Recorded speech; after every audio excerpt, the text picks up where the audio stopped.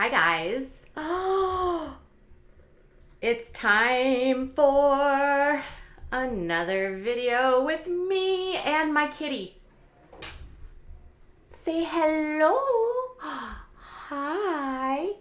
Oh, kitty. Charles wanted to be with us today while we talked about some news from Kate and Tyler of Teen Mom OG.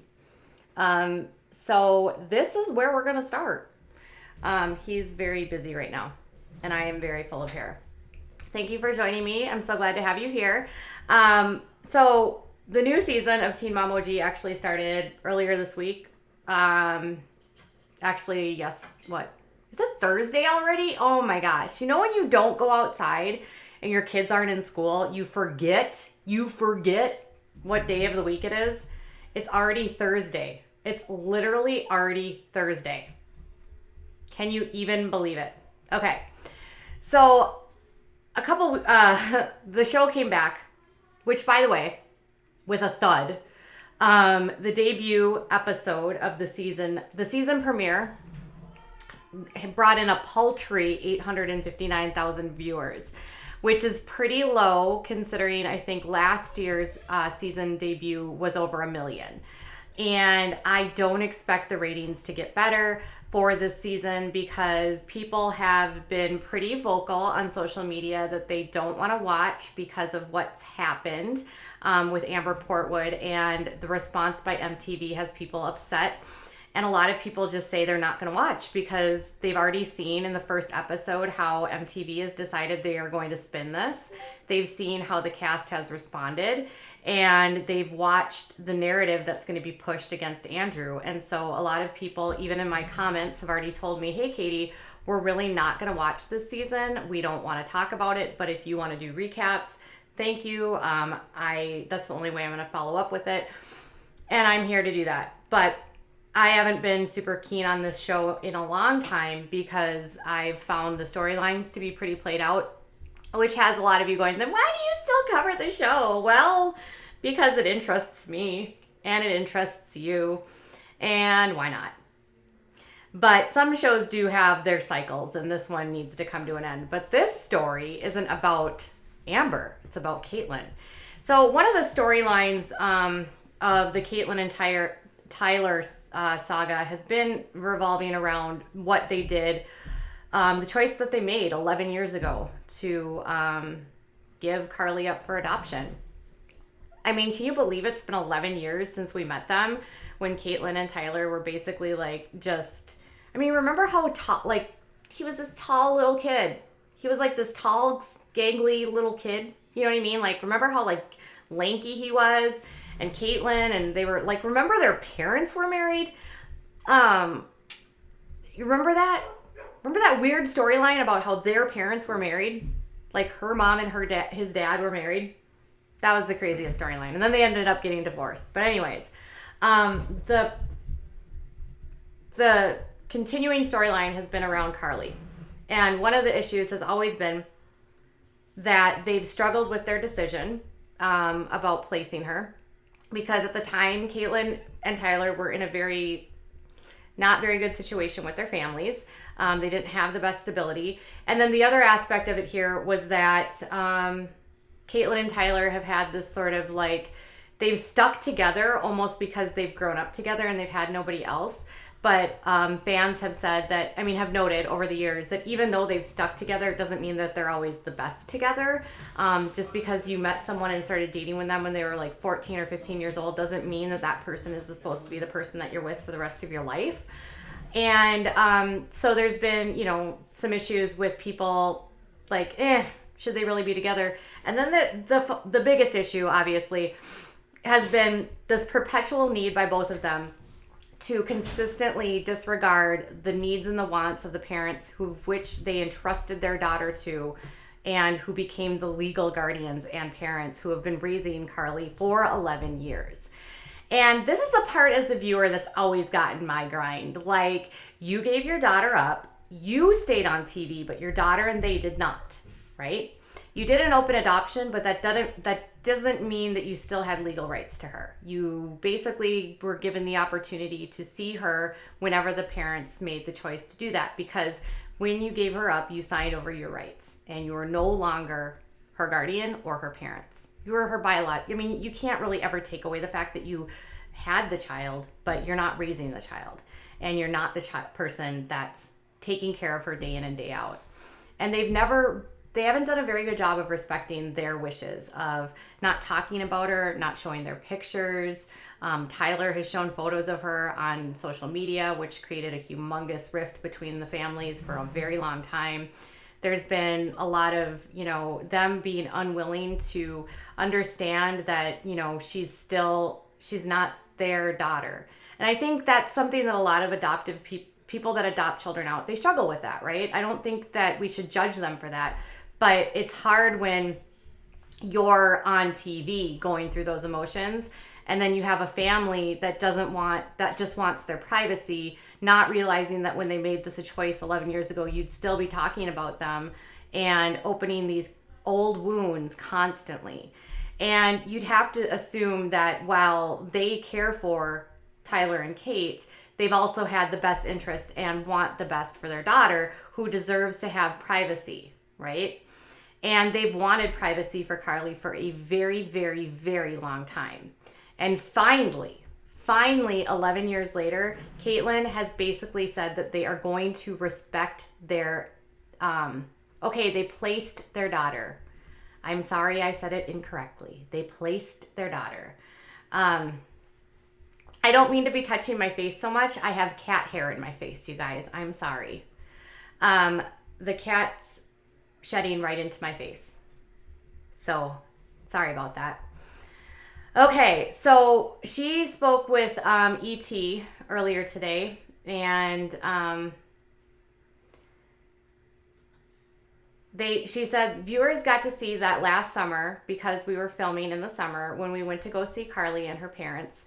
Obviously, she is part of our story, so when things come up on camera, we talk about her as much as we can. Part of me has always wondered how much MTV has really pushed them to talk about her. You know what I mean? Like, she is part of their story. They did place her for adoption, but at the same time, I felt like MTV always is trying to revisit their pasts constantly and not allowing them to move on. So she continued that we are in the process of talking with her parents about having another visit, and if we can make it work for everyone, then we will definitely try to do it. But in regards to whether or not Carly will actually be seen on TV, they said Carly is getting older and she's about to be 11, and it's gotten to a point where her parents want to keep her private, which we respect. So all these years later, they are like, okay, yep, we can respect that. We're going to keep this private. So I hope that means that they're not going to be talking about her as much on TV. I think it's fine if they want to talk about her privately, but if they really want to be private, they should be private about those conversations. That's just my opinion. You are entitled to yours. But another part of it is that she's older and she's going to be explaining to her friends what her adoption story looks like from her view of it. And I think it's important for her to be able to share with people going through it and share her story, which is true. There's been this person this whole time that's had a story who is a 11-year-old little girl, and whether she wanted everyone to know it or not, the whole world knows about her. Now, Brandon and Teresa have done a really, really good job of protecting her, and there has not been photos out there. There has been, but they have not gone mainstream. Like, subscribers I know have been like, oh yeah, I know them. I've seen photos, blah, blah, blah. You know, that kind of stuff. But nobody publishes photos of Carly because everyone respects the fact that she is private. So they've done a really good job of protecting her privacy. And Catelynn went on to say that her parents aren't on a TV show and they like to have a private life, which I completely understand. And it just comes from respecting their wishes and what they see for Carly and Carly's future and being able to tell her own story when she's ready.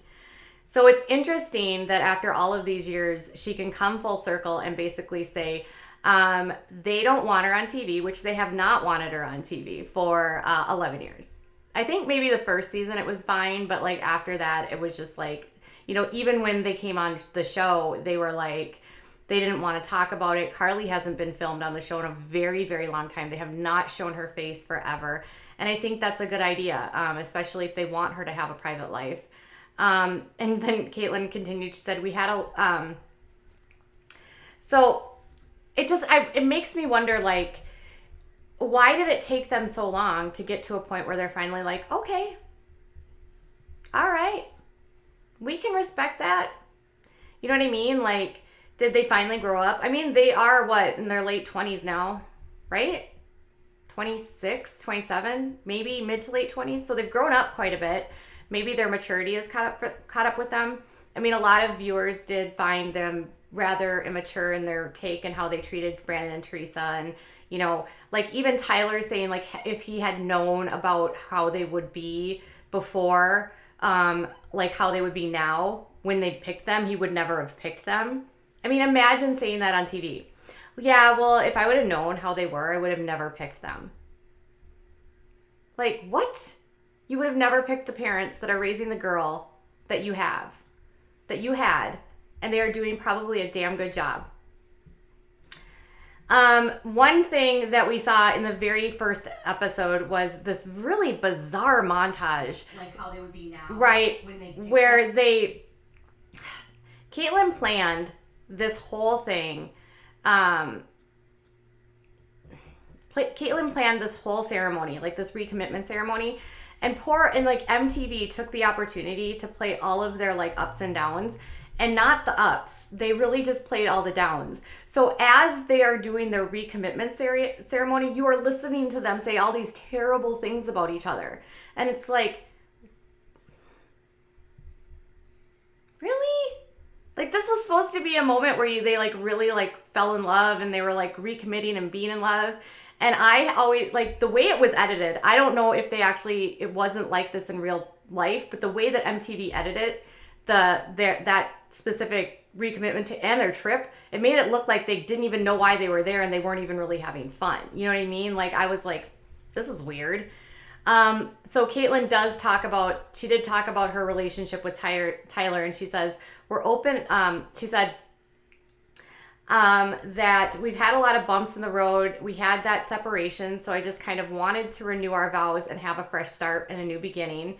And then she said, we're open and honest with each other. We don't ever call each other out with each other's names. We put in a lot of work and learned tools over the years. And that's why we are so open with the show and don't hide anything. It teaches us things and teaches the viewers things. But I feel for our relationship, it's huge for communication. Communication and trust are two huge things. So the one thing that I always think is really odd about the cast is, like, they always feel like they're really helping people. And maybe they are, but there's other parts of this where I'm just like, sometimes the show isn't helping anyone. It's really just sort of becomes a train wreck. You know what I mean? Like, I don't feel like I'm being helped by some of the episodes. Like, there was that time where she wanted to lose weight and he's like, I don't want to be with a heifer. Like, really? Really, Tyler? Like, I don't know. I hope that they are at a better place than they were. They have not been the nicest to one another. And, everyone wants them to stay together, but, they're probably good right now. And then she's apparently has baby fever and she wants another child. So she says, my baby fever has been through the roof, but Veda is getting bigger and is no longer an infant. One day we want to have another child, but we're not like jumping on it yet. And it's something we're thinking about. She said, Nova says that she wants another brother and another little sister. And I told her, girl, you're out of your mind. I have a feeling she might jinx me.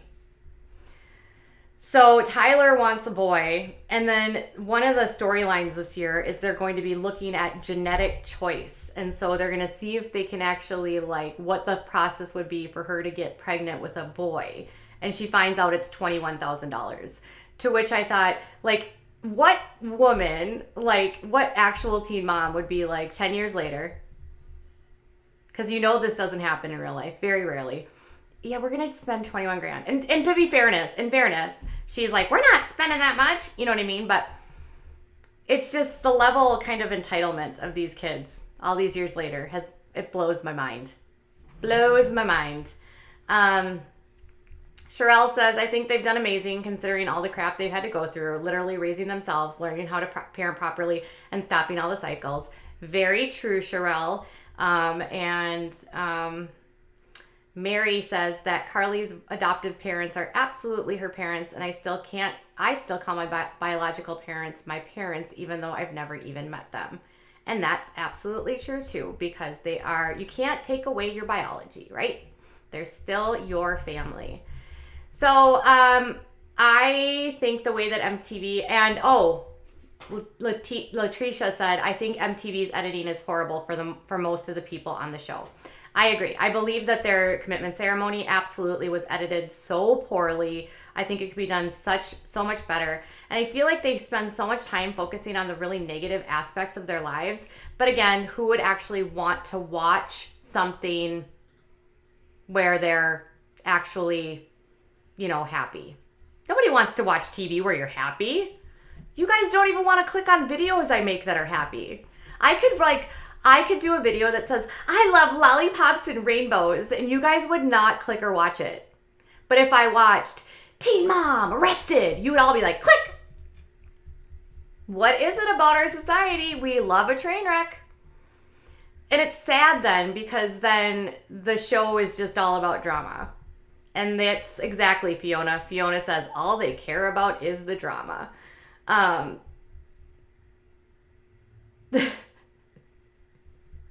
Oh my God, Anna, this is the best comment I've seen all day. Anna says, yeah, they connect to parts of you that you can't explain, like bunions. Oh my goodness. Oh, these comments, you guys, I have missed you guys. I have missed my teen mom subscribers. I hope you guys find your way back. I hope you come back and enjoy this channel. We are going to have some fun.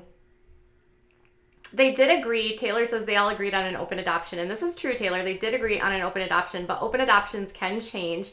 And I think their adoption counselor has been very clear with them that these can close at any time. It's pretty common actually for a lot of open adoptions to close within the first couple of years, not because of the adoptive family, but a lot of times the parent, the one that placed the child ends up, it's too hard for them. And I only know this because my husband and I were actually looking into doing adoption at one point. And when we went through some of the adoption counseling, one of the things that our adoption agency that we were going through at the time, we got all the way up to like getting ready for a home like review. And then we just stopped. We just were like, yeah, we put everything on hold because we had to focus on our son.